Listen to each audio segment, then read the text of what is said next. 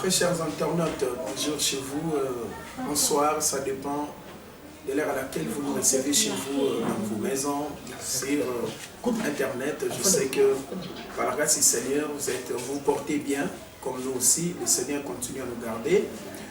Nous voici encore avec un nouveau numéro. Je reçois pour vous un homme de Dieu, un papa, un patriarche, quelqu'un qui parle bien. Nous allons faire ensemble avec lui la lecture de l'église de réveil dans notre pays. Est-ce que l'église, comme nous l'appelons, église de réveil, est-ce qu'il y a église de réveil? Tout est comme église de sommeil. Quand est-ce que l'église a mouillé là? Quand est-ce qu'il a bouqué? C'est quoi les réveils? Quand on parle de l'église de réveil, c'est quoi? En tout cas, il y aura beaucoup de sujets que nous allons toucher pour que tout éclairer peuple et ensemble. Vous que nous avez appelé partout, Angèle Moussamba, dans Londres, tu m'as rappelé que non, papa, moi, sujet Oyo, et nous allons parler de ça ensemble avec quelqu'un qui a le mot à dire. C'est quelqu'un qui maîtrise bien. Lorsqu'on parle de l'église de la veille, il a deux mots. Mais moi, je ne vais pas vous le présenter. Boyebi de Natir, Kaka, invité, il faut se présenter. Le temps pour moi de dire bonjour à mon invité. Bonjour, M. Nanza. Bonjour, journaliste. Merci beaucoup, Lélo. Nous avons passé parce que malgré ma préoccupation, malgré ma temps, c'est un peu compliqué, mais toujours grâce à beaucoup de temps. Ok, merci. Parce que moi, en tant que journaliste, j'ai mon invité, comme ça, invité, il faut se présenter pour que Balangi Baye. En tout cas, la piste dans Balangi, et la piste que mon Merci. Moi, c'est l'apôtre Romano qui tourne à Manzanza, l'église du 7 ministres. Ils ont à avenue Zola, numéro 19, na Bandal. Dans le Kambawana, tous les moko il y a ma scène en Zambie, où il y a génération de Bosso. Donc c'est l'apôtre Romano. Je suis marié, père de 4 enfants. Je suis marié à Eric Amongene, puis tu as là-bas un 4. Merci beaucoup. J'espère que vous avez suivi l'homme de Dieu. Benga s'est présenté, marié à une seule femme. C'est parmi les gens Oyo, Babandi évangile, hein, parmi ma père, s'il faut dire que ma père, mais quelqu'un qui garde toujours la même direction. Alors, au sein de moi, question, tout ça, moi, lecture.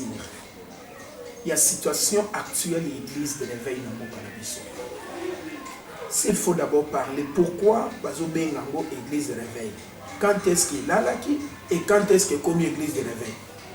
En tout cas, l'église de réveil est Uti Musika. Surtout bien on l'église de réveil parce que dans les temps, avant que je ne compte pas dans la catholique, Michouni, Ahmed Sali, Kimbaniste, les musulmans. Et puis, je suis à la guitare. Alors, ça, la Bible a bien un groupe de prière, mais mata réveille moi ma casse. En tout cas, nous ici, sorcier, magicien, et pour tata réveille moi et ministre de chasse à eau. C'est pourquoi on a bien un église de réveil, mais pendant qu'on a un groupe de prière. Réveil, c'est ma casse par croisade, nous sommes pas croisés dans son présent qui est souvent. Et puis, Maïesh, Zoya, André, Banani, Banoya, on s'est les gars. Après le temps, on a église, on a joué qui relève pour lancer la chose, on a d'amener dans ma peau, la vie, tout ça, par-ci, par-là. Et réveil, on est là qui vague, moko, yamakasi, nous avons terrible. Et réveil, on est si bon, après, on a la montre, le groupe de prière, comme je suis église, on prie sur le dimanche, c'est alors que nous avons église du réveil. Merci beaucoup, Moussel Nzambe. Na langue explication na yo, olobi na temps wana bato bazoya kotika bakisi, bato bazo bongo la bitema.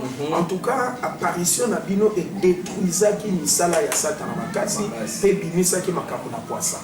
Mais le soki olobi ça la lecture ya situation actuelle. Est-ce que l'église est gardée quand même valeur wana to et perdre valeur wana? Bon, au moins dans les temps l'air tout ça là qui l'église y a réveil, tout ça là qui n'a ma père spiritualité. Ma père spiritualité, c'est là que je suis dit, je ma père, toujours bien. Mais maintenant, on peut dire qu'on a un collège. Il y a un pasteur, on attend 5 pasteurs, 6, il y a un et réveil nous avons cassé comme parce qu'on a un moment moko makambo na ko changer ba pasteur banani belé tout ça c'est alors église des réveils pour perdre de crédibilité nango parce que monta bien passer comme le rôle de dictateur alors toi il n'a pas peur à l'écologie sauf que na Nigeria Israël qui va perdre na bango que na foot ici avec biso église des réveils à l'élo et le moment toi na peur spiritualité on a télémi à sa directive l'église à réveil soit bien église des réveils peut valoir on va na 4 église des réveils ba doit semble qu'il ba on va na 4 au moins on imagine aye à na 4 moi on c'est ba na 4 ya réveil donc réveil na biso le bébé parce que to sangisi bisangisa sangisa mais so que na ECC on retrouve basana moi coloration moko boya ndenge na bango OK na catholique mais biso eza muto musuku na tongola kabatu musuku na kata basuki c'est alors yango place église à réveil et perdre crédibilité nango l'église à réveil ça na périté ou ça lokola ça pour orienter ngo vers lobby c'est alors tu as un problème à mener na Congo nous n'avons pas un père l'église à réveil ils a abandonné d'elle-même.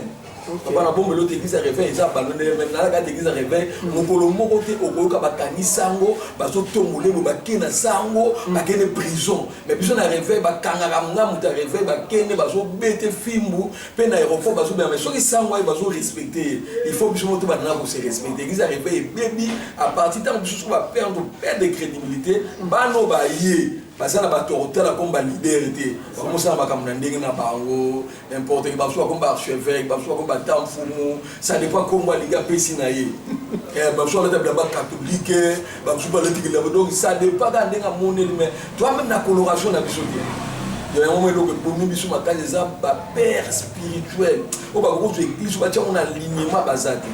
Papa, d'ailleurs déjà que le lobby qui était commis par pasteur, par commission, par prophète, par apôtre, c'est ce qui a créé des problèmes. Est-ce que c'est ça le vrai problème ou bien le problème est à Moutouye Moko? Parce que Toye Bio apôtre Romano, peut-être les autres ne pas bioté, mais Biso Toye Biki apôtre Romano. Angola, nous avons représenté. Qu'est-ce qui a fait que vous gardez quand même position malgré aux apôtres? Est-ce que vous avez quelques problèmes et ça paye à Bamikolo ou Yozaki Liboso, Ndebozo qui pensa tant ya ko former batete ko pesa moi disciple là muto bongo la mutema avant qu'il y a son titre. Non, le but de Kambo ya bien et l'autre ça il na réveil. Faut retenir l'autre. Il y a ça. Biso Moussa et Dinaba. Il y a ça père ya réveil à Lido. Na ko sauter. Ah bon papa Kela. Papa Kela ni kasi tant vent wane yé outil côté ya Moussa et Dinaba mtaki na téléscope. Tant on a téléscope pour travailler à ça la poison na Kinshasa ça na bandimité. C'est alors c'est quand papa et Dinaba là il faut allouer église ça na ba. Ya wa ke na papa Kela na yebi. Papa Kela c'est Moussa et Dinaba mtako na masolo. Mais ce que le bic est allouka moto. Après Moutouanande a travaillé na ya c'est qui a coûté quand même papa Kela ni ça na. C'est bon ba KDC. Balé na ba tubili. Ba ça KDC. Tant on y a pour travailler pour te laisser pour na ko ça ba tonda na Pungabi. C'est alors Moussa et Dinaba la général expliquer papa Kela ba sangani ba travailler des croisades de monnaie ça na Pungabi ba la liboso. To boya papa Kela n'était pas c'est un père. Il faut tout respecter. Mais ba travailler na Moussa et Dinaba na vision avec Moussa et Dinaba. Voilà ça histoire na opesa.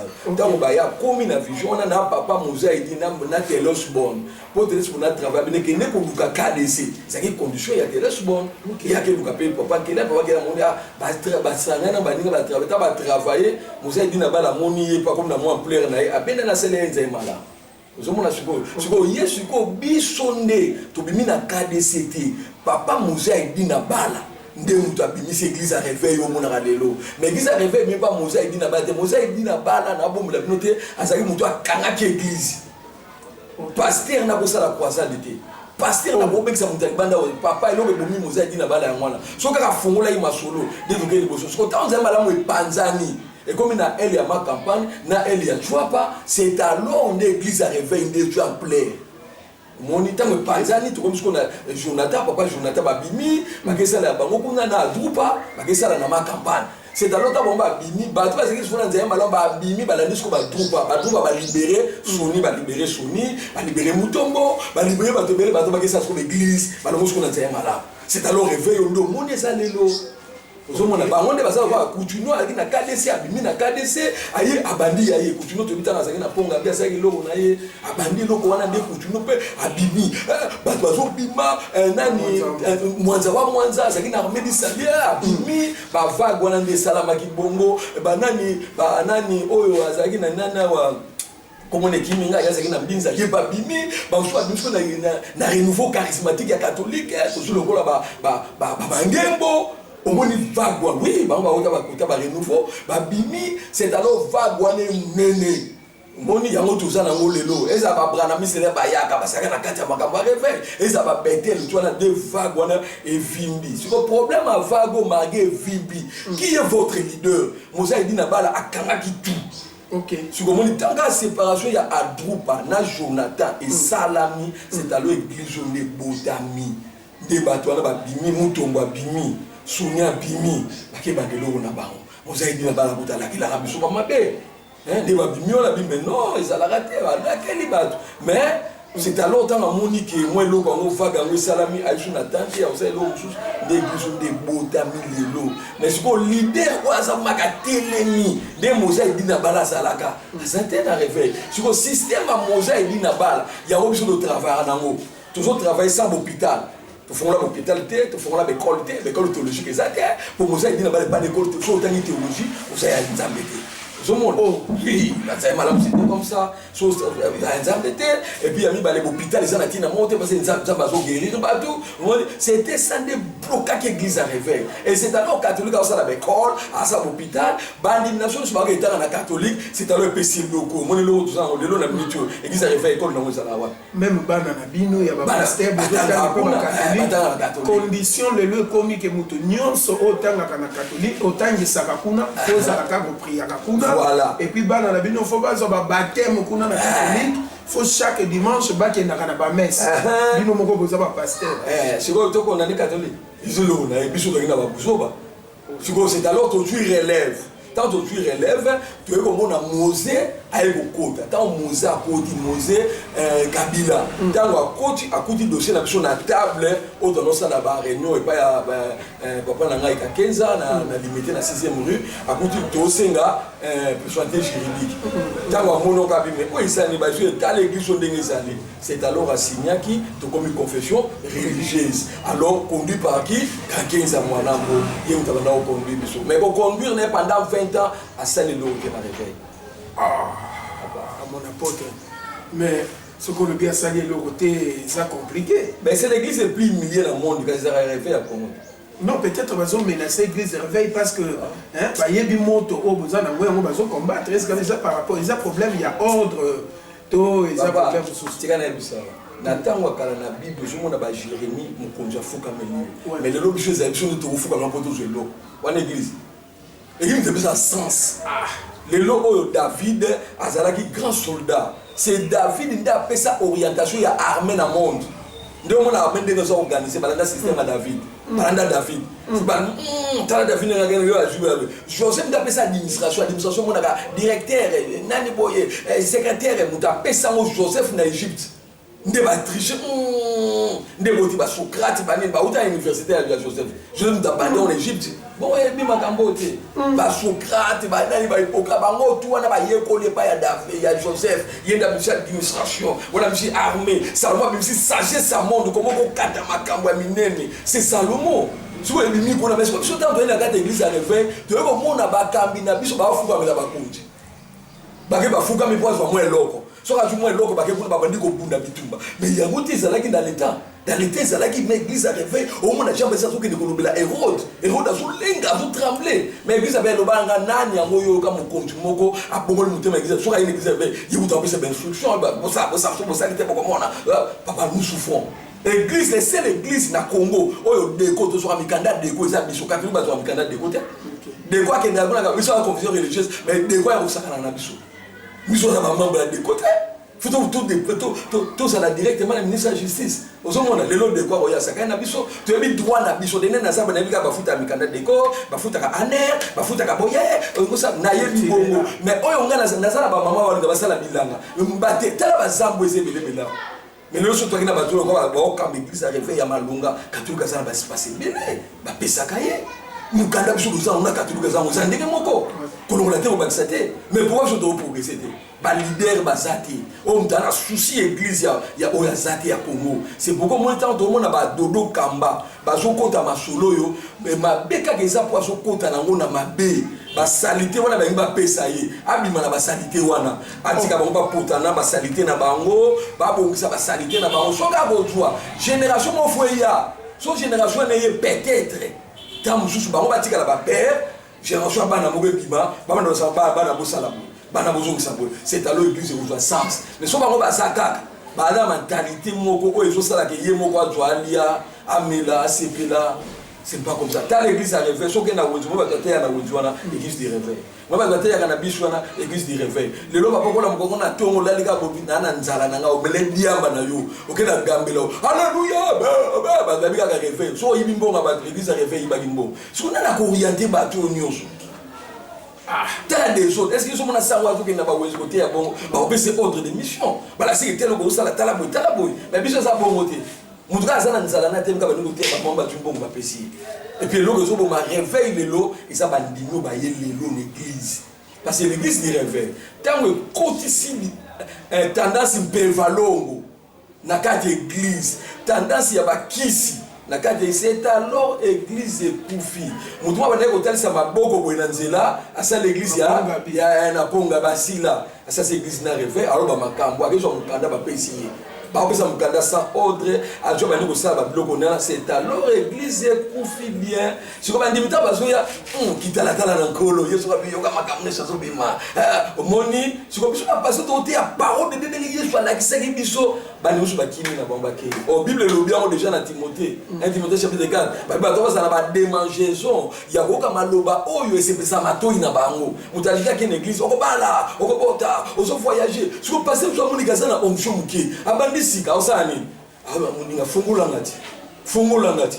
pone azana périté amuninga yana fungulo ya vimo bacha ba plan ala kisao yeba koti na kufenda des petits na ba keka boye petit moi que ko ba kisi na ye abengi muninga ke mususu na kufi mususu ba la ni 2 semaines na kufi yake pone akina ozo ba kisi na ye ba sikute ka sala on mabe bon balandi na biso boyo kibongo ndenge toma na nzamba zolo ba met papa ezana moi point moko touché mi balé ya pasteur Dodo na yango après mais bazolo baké l'état pesa kambongo na bakangi église de réveil ba fongola université théologique pour que ma pasteur batanga pour que bana na bino batanga ka ba kambi balia par rapport à loko yoko lo bon na yoko mo pa na yo mais boza la paix vrai na bina yoko mo pa na yo mais boza la paix vrai boza journaliste boza ba recherche boza la pa papa son habitué à perdre on est soucieux binga la zana par exemple ngai na bina te biso ngai na na souci na mona bano ba otia na banzela ça va le mato ko freiner bana na te na nga mutasa l'église tout senti mais lelo izaka moi passer moni mbongo wana ko gonjwa malelo taka ba ba sa lelo école théologique papa combien de bana auto ko former ba lo mentalité mabe ba konta mentalité yesu ba miracle le côté ça l'église a réveil bakoka lokuta mutazo ke na lupanga batazo ke timu la biloko yeso timu la biloko a timu la biloko bimisi ba mitwa batu bani ba ko kunda mona butu ba mo ko benda kala mais so le père mo kwaza akoko orienter bana wana na be kolo to loba papa tika na bisalo ngana sa docteur te na sambi la kayo nzambe siko bele appendicite na epa na biluka gilette na okato ponza ba na kato papa pesa ngali bunu jamais te papa to te papa mais ce que docteur nous là ala ti bila papa mbala mo fili pour pesi c'est veut dire que mutu nyonso na domaine faut apprendre quelque chose faut apprendre biso za bongo te moli musanta ko loko moli musanta lo baki ngana sana onjo yesa ne lokote et loko ebomi église a réveil na oyebiso na ngolelo kangango yebango tozana bato respect ya ba mikolo ezali respect appel zamba bengi mutu mais respect appel soka mutu ba travail ba benga o ba mikolo ba benga ba grand prophète ba kosa ba petit prophète vieux prophète a kosa ke petit prophète yo comme une mentalité ba so mona wala ba fianci ba vida bisoza boy soka loko e bomba ba mutu alinga yekola te oh l'onction papa ba tingila ngo otingile pa mutu yebisanga jamba se mutu abikise ya malade yebisanga Il y a une prophétie qui a été à ma casse, qui est l'autre landamo. Ma bonne amie n'a jamais fait la prophétie. Mais papa, ndingo lobby que onction bâti qui est la gamomoto. Mais qu'on a déjà une explication précise tout à l'heure là que ndenge ba apôtre LMK ba outi na et pas vous avez dit na bala ba pasteur Soni mais so tali bien est-ce que bazaki consacré que bon qui nous ça la musala to ba bibimela qui a cause ya ben compréhension wana. Kasi na lobby malamu Moza idi na bala banda ko libérer batuté. Yango salé que bon ba bango ba bimi na vague po nzambe ye mo ba ko panzi église wana. OK. Wa nzambe po mona église kangami. Soto ke na Bible o mona mo pe na Jéhovah ki ba ye ba ko ke ni côté mais ba ye ko ba kangami sika moko po muta ko panza bango. Le pour d'ailleurs panzi d'évangile côté na ba Samarie ke par-ci par-là. Évangile Moza idi na bala kanga kanga za ka pona za malam. On joue la joie qui c'est uniquement pour nzambe malam. Aïba était comme ça pasteur à Bongo Mubimba. So benye pa mususu malam ya ketia mais so pasteur na meki avant d'issue à tuer de ma peau. Si on est vagonné bamba mo mutongo pe ba bimi na banan ndepesi o ba ozo ta ya maboko Moza idi na bala wapi. Azwaka ta wana terre mutache mabango maboko azate bake ba bimi ka bongo ba kenza mepe abinisi ba. Soki papa mutumba zozo kanga azwe ba ebi romano ebinga malam tozalaka na kimbangu wana yazaka na fona na yolo et papa nguzi so lingo ba histoire église malam papa nguzi azali azana bomoyo ntopesa une histoire de l'église papa nguzi papa molimo ya papa mutumba papa molimo nanga ye wana papa nguzi soki na bongolo na mimi oke oyoki histoire nyonso na obeta kuti ya mokie ya kokutola bino mais ça va tout ça négliger. Katia.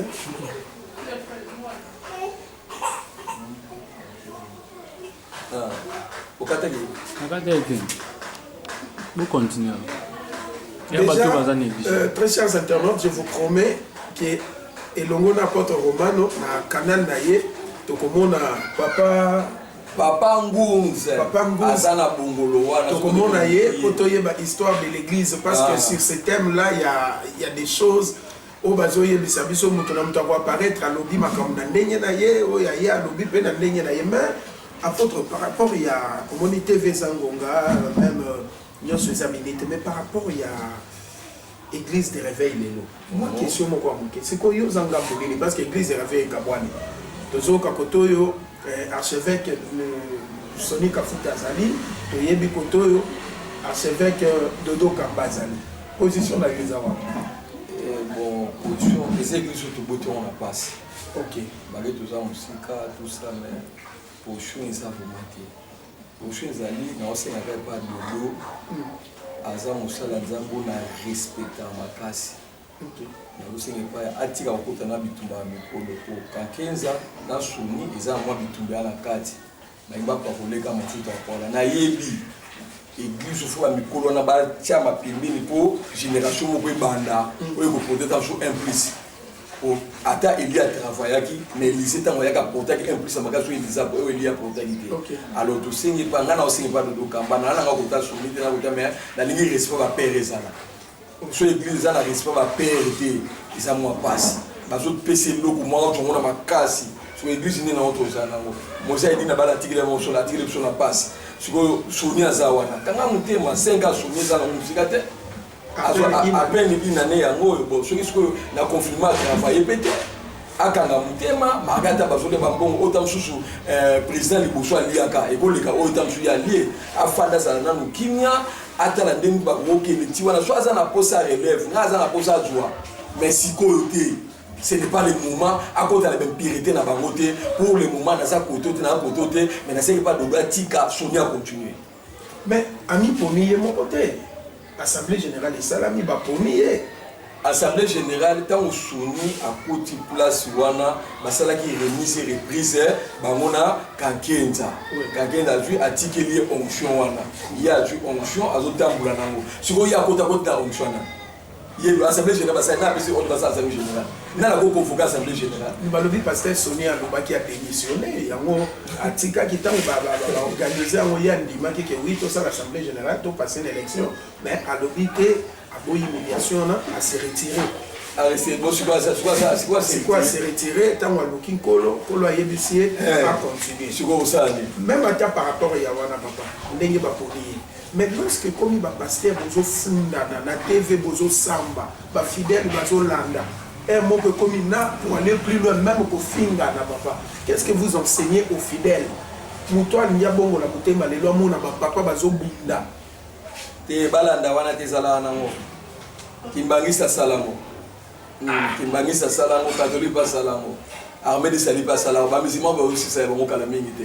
Ezala nango wana ezala pona opesa église mona minito de baswani bongo pour exemple ko tambala ko mobanga comme ba niveau il faut to funda la pour l'état pena nzambe mutachaye surtout que pas l'état de ma besoin na minito mutamtabi biso tout ko misu dana likambwango tango il y a quelques temps qui peut être mais nous tous côté ma vérité belé ezala nango mundimi yo fana makambo itali yote yo ka question no kende kene église sala makambo na yo ba prier pour no makambo etika letali yote yo landa ka nzambo ba tote ya yo makambo tika to bunda bongo na bongo to za éclairer papa catholique salango ba potana wa musulman ba silisi kalate kimba on tile le 26 na 3 bazala na bango bazo bundana ezaka bongo pola bo sali bon c'est alors maintenant que l'église est en position malade ce pe lo ka bongo ezala ki tezaka moi passe papa mais c'est comme kolo baba ndimi balanda oui mais un comédien na TV bozo funda na ki oyo azana kisi oyo boye na moni ko na landi bon je vais c'était quand même le nom na landi évangéliste Roger Baka que je salue en passant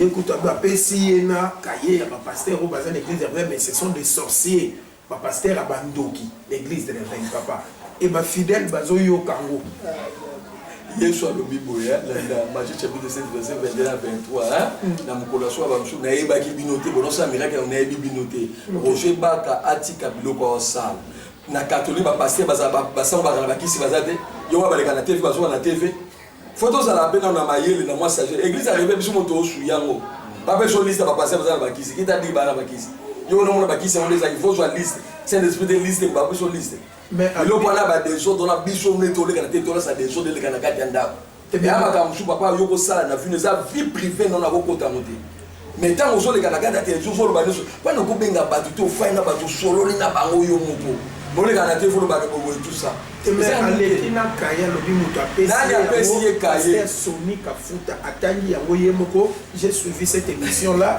apesi même na et pas un journaliste qui va combo ba pasteur boyo atangi na ba combo ya ba apôtre Didi Nzambi que non baza parmi bato basali musala yaza na bondokité non pas là-bas mais atangi na ba pasteur mususu yo ba kufa ki a cause ya pasteur mon kwaza l'église réveil azopesa ka bato kindoki ba blogo wana papa est-ce que ça sonité papa eza so na ebisa bio on est bandé l'église a rêvé ba no ba ndinyo tout ça qu'on a dit dans l'église oh on imagine papa ou ngama kam nangu simba te ngina changer na l'église parce que mon monta ke simba ne pour vivre mon metikala te si ko so ba ndiba ko tamu so comme danger dans l'église il faut que les bosso pasteur nous soyez ba ça appelé par ensemble à cause ça va miracle le kutate à cause la ba dignité pour ça na tamu mundi ba supporter maté na yote et loko e bomu ça va ndimi et ça va parce que ba passer so ba landi ba ndimi ko ba père ya réveil ba sala te yo so mona papa ke funda mwana naye mwana taza kuluna oyo luka mwana nanga za kuluna to poto kange na ko la ça pesa zate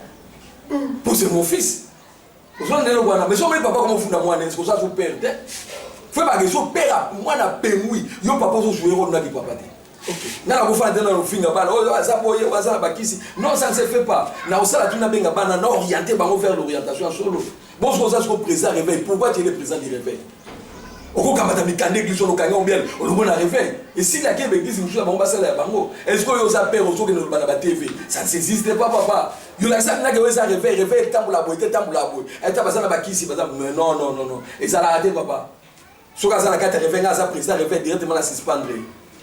Merci beaucoup très chers internautes, grande est notre joie de savoir que vous nous suivez là où vous êtes à la maison. Cet homme de Dieu parle tellement bien et des choses très profondes. Nayebi que oza numéro ya liboso na oluke lisusu parce que matière eza église ezo souffrir eza na bano baye na nzela nzambe bazo luka mikolo te po bazo boania baye bandenge nzela ezali nzela eza mulayi mais l'homme de Dieu to comme on kende déjà kochité par rapport à mission l'église oyo Christ a pesi na Matthieu 28 19 à les fêtes de toutes les nations les disciples les baptisants au nom du Père du Fils et du Saint-Esprit. Est-ce que l'élo église etikali na logique wana to église etikali na dimension ya ba pasteur ba koti na niveau ya gagne pain aza peut-être troupeau te makomi kotondre bango azolukaka de sika mili kezali. Église à soi réveille comme un niveau ya Matthieu chapitre 28 on a de comme la musique. Et les enseignants papa qu'il y a une église à réveil téléma une église pour arriver au téléma dans la poste bateau à vite na témoin de Jéhovah au téléma papa ta sur mon na 1000 personnes ta sur mon tout au tu ne na ka baptiser pour na te on doit ça passer na témoin de Jéhovah au monde na église à réveil quoi ça si na enseignement OK pe ati amela makila te ça la bela si ya bi ka na ba démon ba te ya église à réveil te ya maté ya mo ba to na le lo longo wa ke pa ka 15 so ya ka 15 longo ba ça enseigner te Quel est mon Branham? Ils sont pas ça. Si il a Branham, alors on va battre maintenant nom de Branham. On va bien le Obama. Église n'a comme un niveau à Matthieu 28 tu vas nater. Tout ça en monté. Tout n'a monté. Il y a réveil. Ben que toi tu es sauvé. Tu étais sauvé comment? N'a pas sauvé pour la église. Parce que sauvé bon. Quel est le tout n'a bon? Au moins la chose que là c'est la église. Na tika masum. Et c'est parce que sauvé bon. Bilo ba bandeli bazana ngote. Même pasteur vous avez bilo ba bandeli. Pasteur a dit à moi bilo ba bandeli. Je crois que viens à la vida, viens à la je prends la onction à pousser. Jamais ça pousse combien, jamais ça pousse combien. Mais que nous sommes mais tant que Jésus soit le plus grand dans les royaumes laissés chez Jean-Baptiste.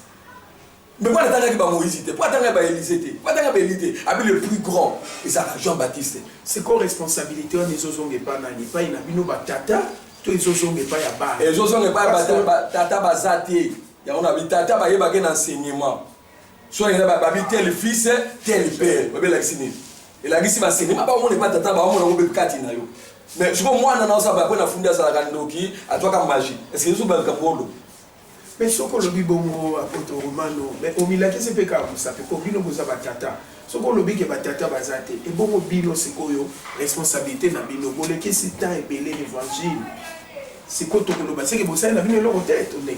Yo que le ça va. Talana no exemple ndenge na ça na critiquer Dodo Kamba te pas na Dodo Kamba za mwana vie âge na mamusa mais na yebanité vous comprenez il y a juste chance on yebana kangenza mwasa na o basa ko ba libérer bandelo na babwaka bwaka bango nyonso so ba zo ba petit moko mikie ba zo ko utama ba bitu ba be loko mo côté so ke zo le kambo ya Salomon nani anataka tineke atika bana nini bale oya omona bana ye omona mususu ake ko trouver ba vie mususu ake trouver ba jeune robot m'a trouvé ba jeune tage robot papa ane abebisa ba makambo ebele elo na osenge papa oyo nazana respect na bango so le to misi bana ba se même poli so lokola na aseka tala mwana abimi na aseka abona makambo ne bana na bana ofinga ba pasteur de boso kasi muku na mone kwa muku yepa yendo losko ababa arme na ba diko tire ngisa yepa yango kene bo yo ba do finga na tele ba ko finga yo so ko condamner mwana nani tozo me mabana mabe to faire Roger Baga pe ayo aso ya kalate mwana moko ko bima kuna abo sukola yo nde ba osala muku na be ba osala na émission déjà ba le gana TV to ganga baganga na TV te baganga na TV pour organiser ba oyo ba tume ba na adoption na TV ba musulman combien oyo ba mabana boni zo kufa oyo ba mama boni ba pexima ba ke de église à réveil pour ne monter ya kawana ton hôtel bon va bien tu attends là-bas allez retourne à catholique aux hommes ba tu comme yo so mon hôtel à pour ça de pasteur mais aux autres comme makambo sur le salakala aux hommes bakaza moi la tika tourna ba film na pisa ba interprétation ba film c'est pas un pasteur qui est là chez mabo ngaso na fali bona olobane bien c'est pas comme ça on peut conduire l'église moko nazo futango azo futa mwana nazo sakana na ye lelo toko condamner mwana te pour mwana pas tata na ye Roger Baka ya yo pa azoya kala mingi te na pesi yo prophétie na yo azoya ndeka osalo ya mutu salama ma watu merci ça m'a pas mon merci beaucoup grande de notre joie parce que nous avons raconté ce temple de Dieu pour ça nous avons le mot de la fin na yo ezali avant to boucler na émission lelo ce qui peut programme moko ezali église to moi ba salutation na batou. Bon, na 5 ans, nous avons à l'église de Zola, numéro 19, na Banda, na référence à Rebambole, petit pont, nous avons fait pour Makala, Nazawana. Alors, programme, tu as un séminaire, moi, je suis au Sala, tu as qui au lundi, tu as aussi les Samoti, le vendredi. Ce que nous avons na permanent l'église, tongo kutanga midi okutanga tongo okutanga er so okutanga nazananga na pesika mbote pa bato belé na pesika général Soni mbote na pesika Albert Akenza mbote belé na pesika Mutombo Kalombo aza mutuna linga mingi yemina to bande to souffrir ensemble yebi romano za nani na pesi ba pasteur rebelle na pesi pe moi sinanga eleka mongene mbote na bana nga nyonso nzamba pambola biso amen. Merci beaucoup. C'est par ces mots que nous mettrons un final à cette émission. N'oubliez pas de vous abonner massivement dans votre chaîne TLM TV officielle de votre humble serviteur, le pasteur Trésor Loaba que je suis. Et je vais saluer quelques personnes, bateau bazo soutenir biso, Angèle Moussouamba na Londres, na Pessimbote na Kalusha Bakol na Belgique, na Pessimbote na Papi Moulamba na France, na Pessimbote na Kati Ambele kuna na Belgique, pe na Pessi Lisusu Mbote na Mama Clarisse Ambele kuna na Chicago, na Bosanité Épinès Mitou. Moi, je suis bien, déjà, je Christine Mito, mon réalisateur, derrière lui, je vois Rambeki Tanuzolo, je clôturé Oyete, sans qu'il y ait un combo, Yolande Mouzembe, mon épouse que j'aime très bien, l'épouse à son mari, je salue bébé Laeli, je salue Anas Kanushipedi, Nzambe Apamola Bible, ce qui est sur Mizongelité, Tokutani Misoso, mais je vous promets déjà que tu as un deuxième numéro n'importe Romano parce que matière est en. Bye bye.